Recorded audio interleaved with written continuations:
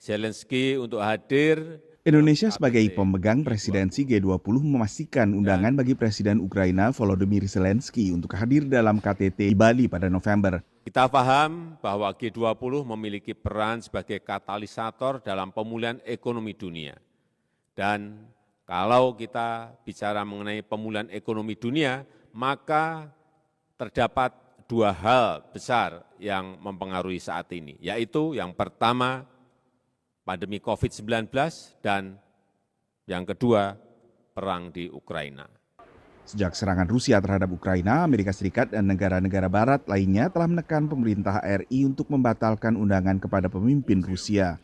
I think Indonesia is trying to split the baby here. They don't want the US and other members of the G7 to not show up. They also don't want to be put in the position of disinviting Putin. They don't want that to be their choice. Ukraina bukan anggota kelompok 20 negara dengan ekonomi terbesar ini. Sementara Rusia yang telah diundang sebelumnya adalah anggota G20 dan Presiden Vladimir Putin berniat hadir. Langkah yang bisa membuat Presiden AS Joe Biden urung datang ke Bali. The president has expressed publicly his opposition to President Putin attending the G20. We have welcomed the Ukrainians attending or invitation to attend the G20. It is 6 months away, so we don't know how to predict. We can't predict at this point what that will look like. Our understanding, and of course you could confirm this with the Indonesians, is we have reached out to them privately, is that they did invite them before the invasion. So any additional steps beyond that, I would certainly point to them, but we've conveyed our view that we don't think they should be a part of it publicly and privately as well. Konflik di Ukraina memang menempatkan Indonesia pada posisi sulit.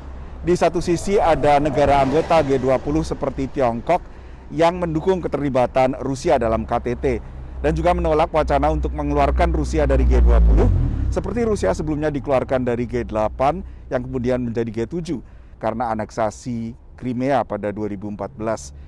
Di sisi lain ada negara seperti Amerika Serikat, Australia, Kanada, Inggris, dan juga Uni Eropa yang menolak keterlibatan Rusia karena tidak lagi bisa menjalankan business as usual atau menyelenggarakan KTT seakan kondisi normal-normal saja.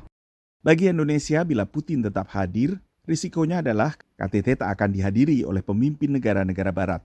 I think the perfect solution for Indonesia would be they invite Zelensky, and then the Russians say that Putin has decided not to come, and then Jokowi doesn't have to make this decision. Awal April, pemerintahan Biden mengisyaratkan niatannya agar KTT G20 ikut membahas imbas ekonomi serangan Rusia dan juga rekonstruksi Ukraina.